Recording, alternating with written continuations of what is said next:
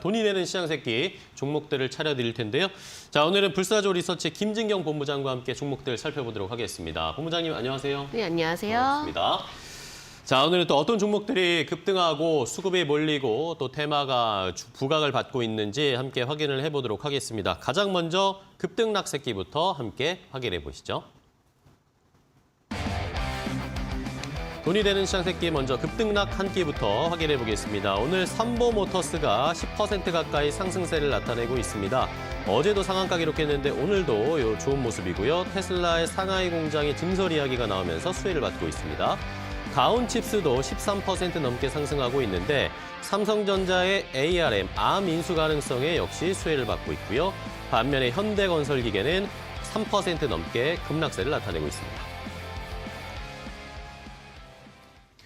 자, 급등락하는 종목들 3개를 추려봤는데요. 이 중에서 본부장님은 어떤 종목을 고르실 겁니까? 네, 저는 이 안에서 삼보모터스 말씀드리도록 하겠습니다. 네, 오늘장은 이제 장 초반부터 급등하는 모습 보였는데 그러니까요. 일단은 삼보모터스의 자회사가 하고 있는 사업에 더욱더 주목이 되었던 것 같습니다. 이 자회사 중에 프라코가 있는데 프라코의 경우가 현대 기아차 7차 중에 바로 자율주행 자동차 핵심 부품이 스마트 크루즈 컨트롤 커버를 공급을 하고 있다고 합니다. 네. 꾸준히 친환경차라든지 또 자율주행 자동차와 같이 이렇게 미래차 관련 제품을 생산하고 또 연구 개발에 나서고 있다 보니까는 최근 들어서 바로 자율주행 관련주로 더욱더 부각을 나타내지 않았나라고 좀 볼 수 있을 것 같은데요. 특히나 테슬라의 경우도 앞으로 계획들이 또 자율주행차 쪽에 많이 집중이 되는 모습을 보여지고 있는 것 같습니다.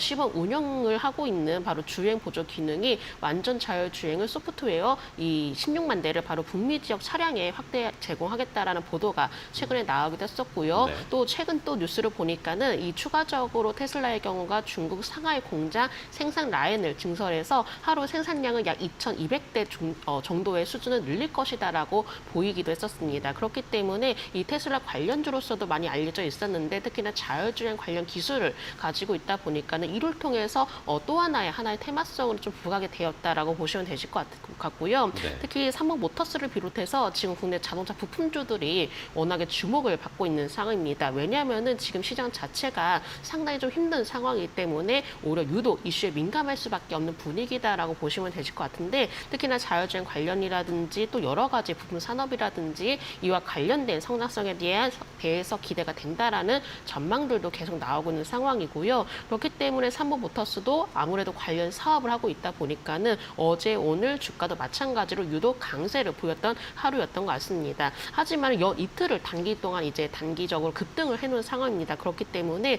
오히려 지금부터는 신규 매수에 대해서는 보수적으로 대응하자라고 좀 말씀드리도록 하겠고요. 사실 장 초반부터는 거의 20% 이상 급등하는 모습 보이다가 결국에는 또 꼬리를 달면서 주가가 밀리는 모습 보여지고 있습니다. 그렇기 때문에 가격적인 면을 보더라도 신규 매수에 있어서는 좀 부담이 될 수가 있기 때문에 보수적인 관점이 지금부터 필요하다라고 말씀드리면서 만약에 보유를 하고 계시는 분들이라면은 오히려 수익권에서는 분할적으로 이익을 챙기시는 전략이 필요하다는 점 말씀드려보도록 하겠습니다. 손절가의 경우는 6,600원으로 제시해드리면서 이렇게 급등한 종목의 경우는 조금은 단기 트레이딩 관점으로만 대응하시는 전략 말씀드리도록 하겠습니다. 네, 알겠습니다.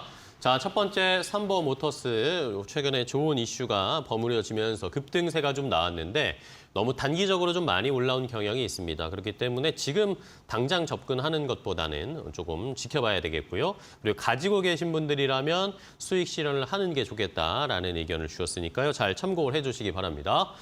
자, 급등락 한 끼 한 종목 먼저 확인을 해봤고요. 다음은 수급이 몰리는 종목들 체크해 보겠습니다. 수급 새끼 확인해 보시죠. 돈이 되는 시장 새끼 이번엔 수급 두끼입니다. 오늘 카나리아 바이오가 10% 가까이 상승세가 나타나고 있는데요. 외국인들의 매수 행진이 계속 이어지면서 좋은 흐름 나타내고 있습니다.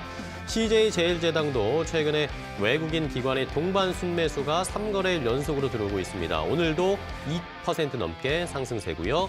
한국전력이 최근에 좋습니다. 외국인과 기관의 오늘 동시 순매수가 들어오면서 2% 넘게 역시 상승세입니다. 자, 수급이 몰리는 종목들 체크를 해봤는데 시장이 뭐 이렇게 좋지 않아도 외국인들이 좀 사는 종목들이 있네요. 어떤 거 볼까요? 네, 저는 이 안에서 이제 CJ 제일제당을 예. 한번 살펴보도록 하겠습니다. 요즘 보니까는 음식료주들이 굉장히 또 주목이 네, 되고 좋아요. 있는데 요즘 아무래도 약세장이다 보니까는 유독 더 눈에 많이 띄었던 것 같습니다. 최근에 음식료품 가격 인상이 바로 영업이익 개선으로 이어질 것이다라는 전망들이 나오면서 바로 여기에 따른 기대감도 좀 더해지고 있는데 뭐 CJ 제일제당뿐만 아니라 오리온이라든지 뭐 농심이라든지 롯데제과라든지 주요 음식료 관련주들이 최근에 시장에서 좀 많이 주목이 됐었던 것 같습니다. 특히나 경기가 많이 어렵기 때문에 특성상 음식료주의 경우는 방어주라는 매력을 가지고 있는 것으로 많이 알려져 있고요. 특히 이제 주가 하락의 가장 큰 요인이었던 곡물 가격 상승에도 어느 정도 좀 잦아들고 있다라는 전망들도 나오고 있습니다. 아직까지 이 곡물 가격에 대해서는 좀 변동성은 충분히 남아있는 상황이지만은 일단 전보다는 조금 나아지고 있다 이런 전망들도 나오기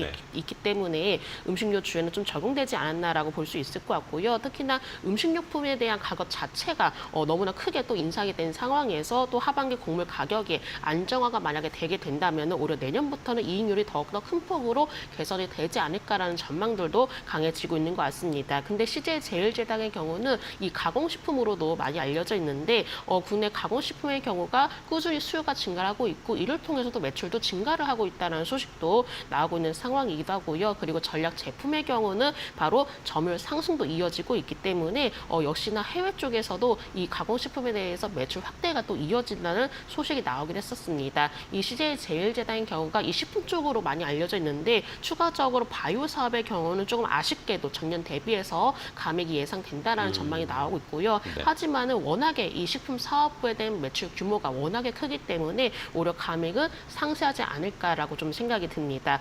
CJ 제일제당의 흐름 보시면은 꾸준히 추세를 타고 올라가는 모습 보여지고 그렇네요. 있습니다. 하지만 오늘도 그렇고 어제도 그렇고 보면은 시장 자체가 너무나 안 좋다 보니까는 장중에 변동성이 확대가 되는 모습 보여지고 있는데요. 워낙에 장중에는 좀 변동성이 요즘에는 확대가 되는 모습 보여지고 있기 때문에 지금 이러한 분위기에서 음식료를 공략을 하겠다 하신다면은 조금 단기적인 관점으로만 대응하시는 전략이 필요하실 것 같고요. 여전히 그래도 우상향 흐름을 유지해주고 있기 때문에 추세를 크게 이탈을 하지 않는다면은 단기적인 관점으로 대응을 해보셔도 좋으실 것 같습니다. 목표가의 경우는 43만 원 제시해 드리도록 하겠고요. 순저가는 40만 원 제시해 드리도록 하겠습니다. 네, 좋습니다. CJ 제일제당까지 확인을 해봤는데 하나 궁금한 건요, 본장님. 음식료 업종에 대해서 많은 분들 단기적으로 좀 보자라고 해주셨잖아요. 근데 어떤 분들, 어떤 전문가들은 이거 길게 봐서 뭐 내년까지도 가져가면 어쨌든 가격 인상도 계속 될 거고 원재료 가격은 오히려 떨어질 안정화될 수도 있을 거고 이런 거에 대한 기대감도 있던데 어떻게 보세요?